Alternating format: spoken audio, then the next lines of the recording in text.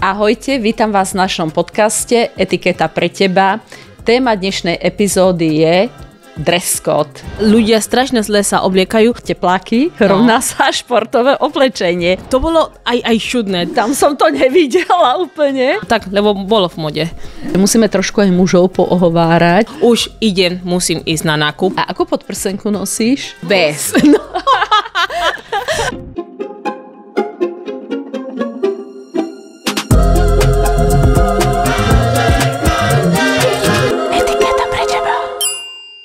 Ahojte, vítam vás v našom podcaste Etiketa pre teba. Téma dnešnej epizódy je dress code. Ja si myslím, že veľa ľudí, keď hovoríme o etikete a tak, sa myslia, že tak to je príbory, taniere, blablabla, aj dress code. No. Ale to je dobrá téma pre nás, že? Pre ženy. Dress code milujeme. Nemám čo sa obliekať, musím ísť kúpiť. Návšteva obchodov a podobne. A Glenda, myslíš si, že šaty robia človeka? Mne moja mama vždy hovorila, treba sa pekne obliecť, vždy keď sme niekde išli, tak šaty robia človeka. Áno, to je pravda. Podľa toho hneď vidno, ako sa kto o seba stará, ale vieš čo, okrem iného, je to aj úcta k iným ľuďom, keď niekde idem a treba o návšteve sme hovorili, tak keď nepôjdem v teplákoch, ani do reštaurácie nepôjdem v teplákoch. Ale to depend o kultúre. Napríklad u nás na Kube a my máme taký dress code veľmi, veľmi voľné, lebo samozrejme, že je strašne teplo a do toho, že nemáme kde kúpiť na takéto, fancy a tak ďalej, tak potom je to trošku komplikované a keď ľudia sa obliekajú veľmi farebné alebo veci, že nejdú spolu, alebo napríklad na svadby. Veľakrát som videla svadba na Kube, že ľudia nosia aj šortky. Áno, naozaj aj šortky, aj také veci, že už keď žijem tu na Slovensku 12 rokov. Ale možno keď máš svadbu na pláži, je to vhodné? Nie na pláži.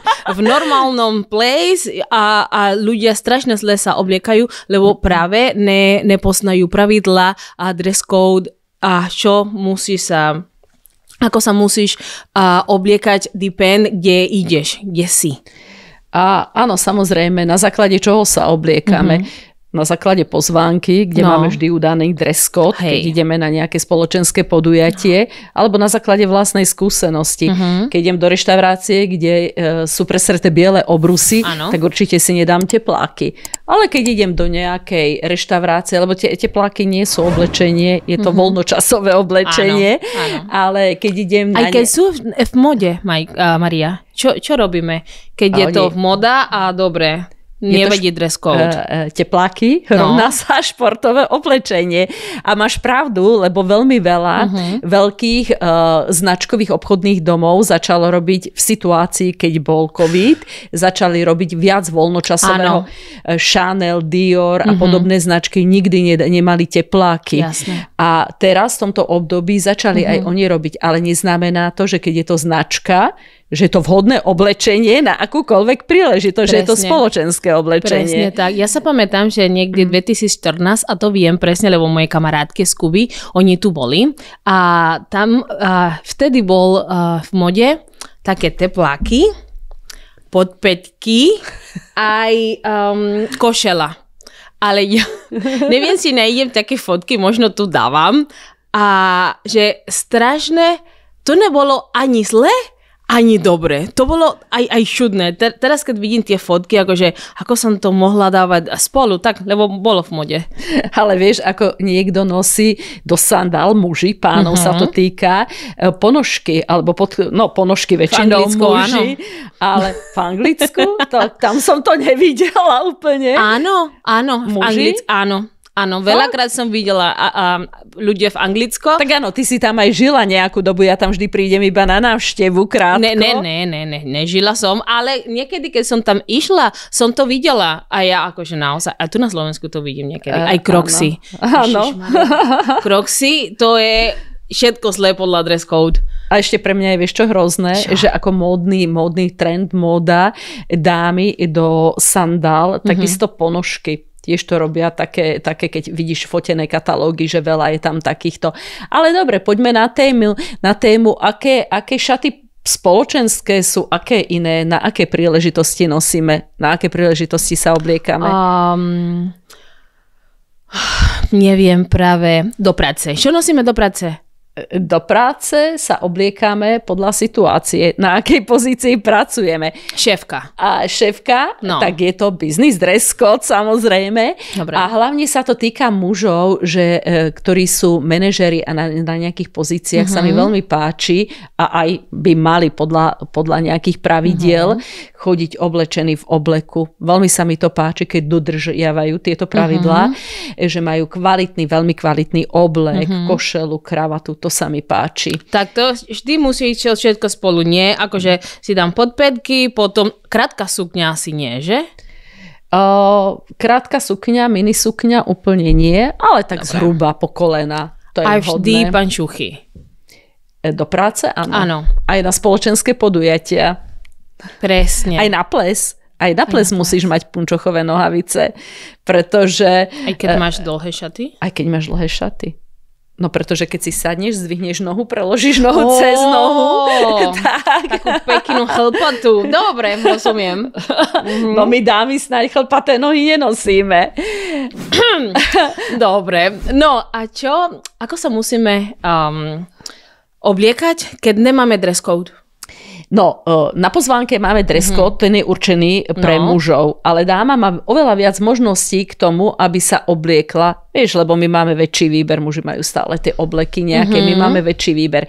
Keď nemáme dress code, tak ako sme povedali, ideme podľa už nejakej skúsenosti, ktorú máme. Dobre. A keď ideme na recepciu, ktorú organizuje, ja neviem, pán prezident, no tak samozrejme, že pôjdeme adekvátne k tomu oblečení a podľa toho predpisu, ktorý je na tej pozvánke. A veľa ľudí nečíta pozvánky. Vieš, dostanem pozvánku, odložím ju preč, ale to nám práve určuje, ako sa máme obliecť. Keď je na pozvánke... Je to vždy tam napísané? Musia tam byť? Je. Dress code je vždy uvedený. Dobre. Keď tam máš black tie, tak niekto si možno pomyslí, že stačí mi čierna kravata, ale black tie znamená smoking. A keď máme na pozvánke napísaný smoking, tak nepôjdeme oblečení v tmavom obleku s kravatou. Jednoducho je tam preto, je ten dress code, aby sme splynuli, aby sme s tými ľuďmi boli, aby sme neboli nadoblečení, overdressed, alebo zase podoblečení, keď je... Dobre, a potom to je black tie. A čo znamená white tie? Lebo ja som to videla niekedy. White tie je frak a to málo kedy vidíš. Dobre. Na normálnej pozvánke to neuvidíš, ale je to naozaj, keď ideš na prijatie, napríklad ku kráľovi, keď už sme o kráľo hovorili, alebo na prijatie, takisto môžeš, ak je na pozvánke white tie napísaný aj k prezidentovi, k hlave štátu, tak aj vtedy si oblečieš. Je to frak, ktorý, a preto white tie, lebo k fraku sa nosí výhradne biely motýlik. Tak ako k spoločenskému smokingu zase výhradne čierny motýlik. A potom ženy čo?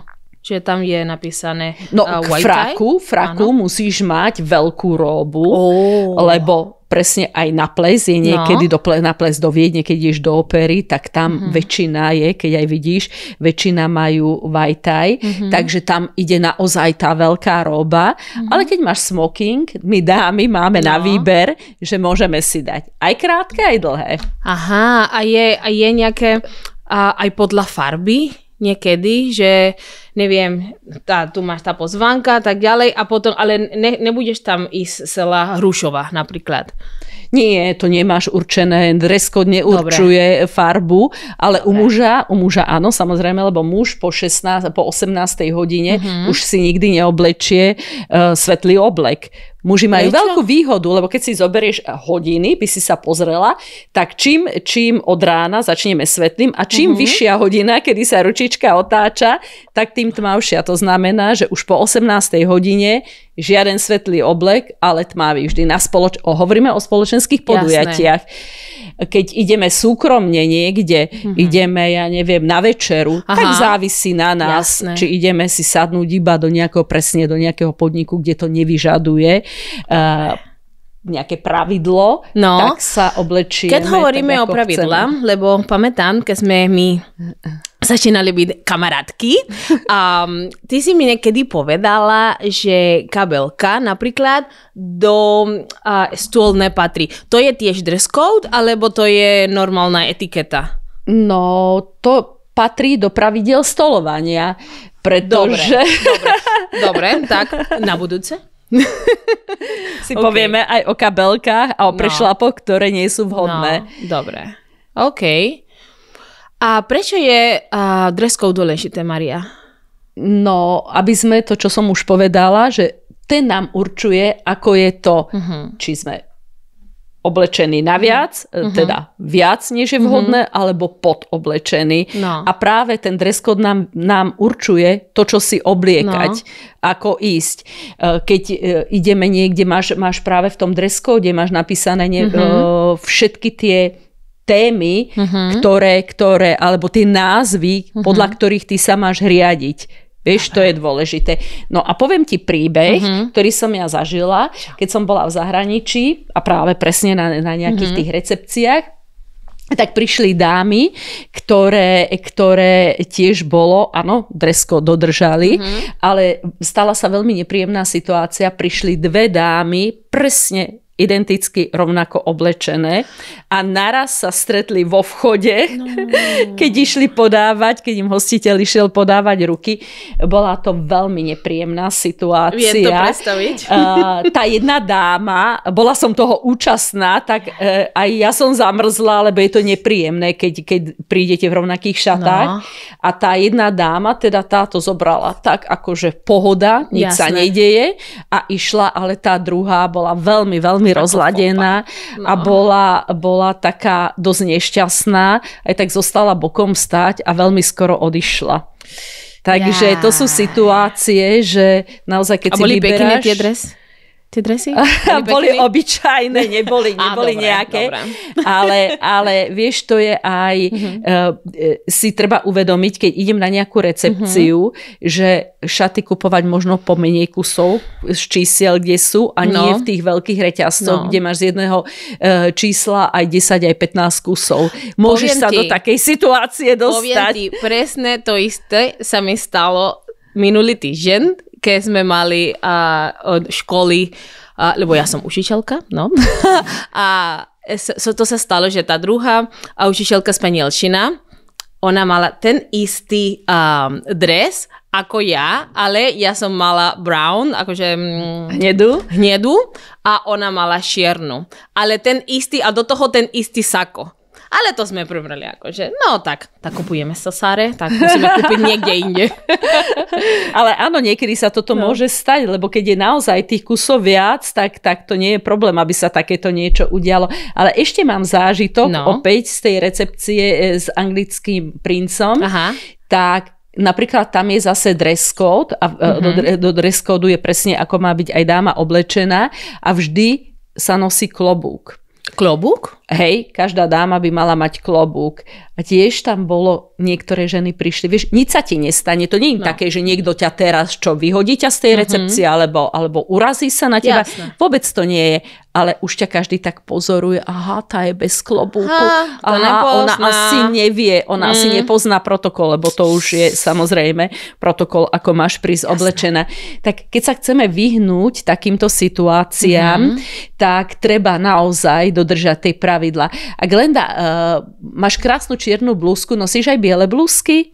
Nosím aj biele blúzky niekedy, áno. A ako podprsenku nosíš? Aké spodné prádlo pod bielu blúzku? No, a to už viem, že treba nosiť telovú. Telovú, lebo potom to, Áno. Presne tak, že aj na tom, to som chcela povedať, že aj na tom spodnom prádle veľmi záleží. Dress code na spodnú prádlu? Tak to je súčasť. Dios mi, to je súčasť predsa oblečenia, aj spodné prádlo a naozaj pod bielu blúzku čierna podprsenka nepatrí. To isté, myslím, že aj materiál. Keď materiál je taký, neviem, ako lace, alebo niečo, že to sa musí môže vidieť cez fabrik. Ale vieš, čo ti poviem? Že musíme trošku aj mužov poohovárať, lebo veľa mužov nosí tielka. Vieš, aké tielka také? To do košele, na noči. To sa nenosí? Nie. Prečo? Do košele nie, ani trička s krátkym rukávom, že máš košelu a teraz ti tu natrčí tričko. Tak aj pre pánov sú telové spodné trička s krátkym rukávom. Vedeli ste to? Aby ti pod košelou tu na neboli vidno tie vlastne ramienka z toho tielka. A čo ponožky? Takže, ponožky je tiež veľký otáznik pre mužov, že? Také krátke, bože môj. Ale páni by mali nosiť naozaj vysoké ponožky, ako sa hovorí, pre diplomatov.